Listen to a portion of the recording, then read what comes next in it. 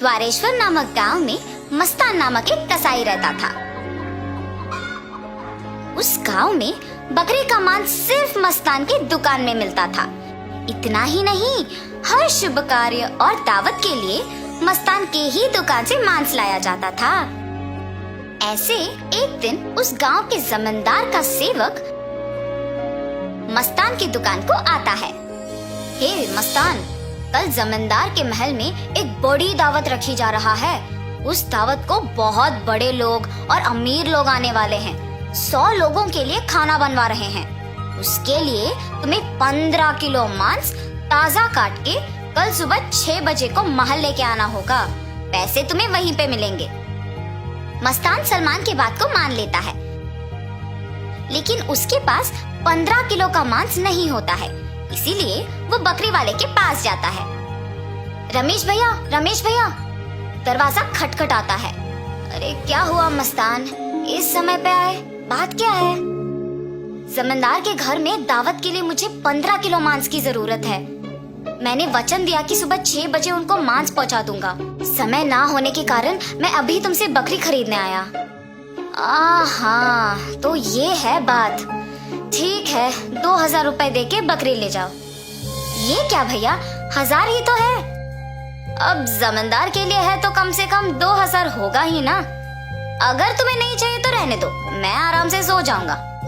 नहीं भैया, मैंने वचन दिया है, अब पीछे नहीं हट सकता। मैं दे दूंगा 2000। ऐसे कहकर 2000 दे के बकरी खरीद के घर चलते हुए सोचता है, जमाए हुए पैसे एक दिन में खर्च हो गए। कोई बात नहीं, जमींदार के दावत के लिए मांस पहुंचाने के बाद पैसे मिलेंगे ना।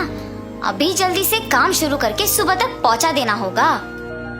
ऐसे सोचकर मांस को साफ करके उसके टुकड़े टुकड़े काट के सारी रात मेहनत करके 15 किलो मांस को तैयार रखता है। अगले दिन सुबह दिए हुए वचन के अनुसार 6 बजे को जमींदार के महल पहुंचता है। भैया, मैं सेवक सलमान के लिए आया हूँ। क्या आपको पता है कि वो कहाँ है? ये सुनकर दूसरा सेवक मस्तान को बाहर इंतजार करने के लिए कहता है।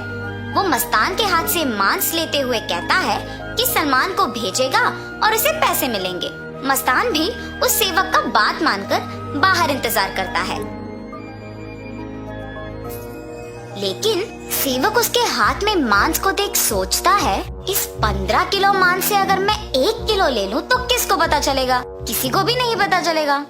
ऐसे उस कवर में से 1 केजी मांस को छुपा के बाकी को देने जाता है। सलमान को देख के कहता है, साहब, मस्तान ने ये आपको देने के लिए कहा है। वो पैसों के इंतजार में बाहर खड़ा है। सलमान सेवक के हाथ से मांस लेके सीधा रसोई घर जाता है, ये जान के कि मस्तान बाहर पैसों का इंतजार कर रहा है। बावर्ची के पास जाकर सलमान कहता है, सारे व्यंजन स्वादिष्ट होनी चाहिए, ध्यान से पकाना। ऐसे कहकर चला जाता है। बावर्ची पकाते हुए, इतने मांस से अगर मैं 2 केजी ले लूं तो किसको शक होगा? किसी को भी नहीं होगा। ऐसे सोचकर मांस को छुपा के बाकी को पकाता है। दावत के व्यंजन की तैयारी के लिए जिम्मेदार किशन व्यंजनों का स्वाद चख के कुछ सेवकों की सहायता से उन सभी में से थोड़ा थोड़ा अपने लिए ले लेता है। आए हुए मेहमान सारे दावत की खाना शुरू करते हैं और जल्द ही आपस में बात करना शुरू कर देते हैं। ये क्या, इतना अमीर और सम्मानित आदमी, अच्छा नाम है इनका, मगर खाने में कमी क्यों? हाँ, अगर खाना कम ही पड़ना है तो ऐसी दावत की तैयारी भला क्यों करें? ऐसे सारे लोग खुसफुसाते हैं। ये सब सुन के जमींदार सहन नहीं कर पाते हैं। दावत के खत्म होने के बाद क्रोधित होके सारे लोगों को सभा में बुलाते हैं, खास करके दावत के लिए जिम्मेदार लोगों को, और उनको सवाल करना शुरू करते हैं। दावत की तैयारी के लिए जिम्मेदार किशन से पूछते हैं, दावत की जिम्मेदारी सौंपने पर तुम ये करोगे? सभी तैयारी किया मैंने, लेकिन व्यंजनों के लिए मात्रा पहले से ही कम पड़ गई थी प्रभु। मेरा इस बात से कोई लेना देना नहीं, आप बावर्ची से पूछिए प्रभु। ऐसे उसने अपनी किए को छुपाकर किसी और पे इल्जाम डाल देता है। तब बावर्ची छुपाए हुए 2 किलो मांस की बात को छुपा के कहता है कि दावत की सामग्री के लिए जिम्मेदार सलमान के पास इसका जवाब होगा। ऐसे उस बात से छुटकारा पाता है। सलमान भी औरों की तरह मांस के दिए गए 6,000 रुपयों को मस्तान को ना देकर अपने ही पास रख के, ये जानते हुए कि मस्तान पैसों का बाहर इंतजार कर रहा है, जमींदार से ये बात छुपाता है और कसाई मस्तान पे इल्जाम डाल देता है कि उसने मांस कम मात्रा में दी है। अभी जाके मैं उसका काम तमाम करता हूँ प्रभु, ऐसे कहता है।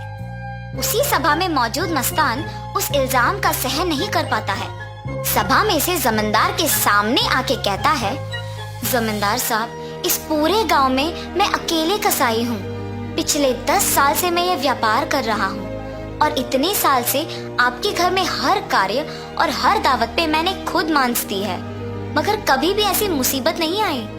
आपके घर में दावत का नाम सुनते ही 1000 की बकरी को 2000 में बेचते हैं। सुबह आके मैंने मांस को पहुंचा दिया और आपके सेवक सलमान ने मुझे मांस के पैसों के लिए सुबह से इंतजार करवाया।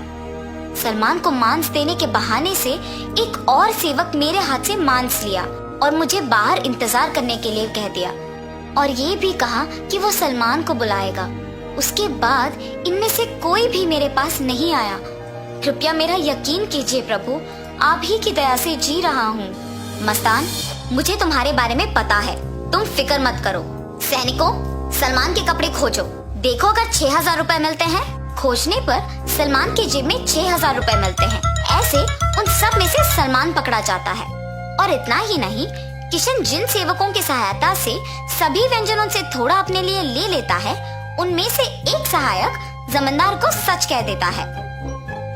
बावर्ची का झूठ बैग में रखे मांस कोई सेवक को मिलने पर बाहर आ जाता है और पहला सेवक जिसने 1 किलो छुपा लिया, उसने डर के मारे अपनी गलती मान ली।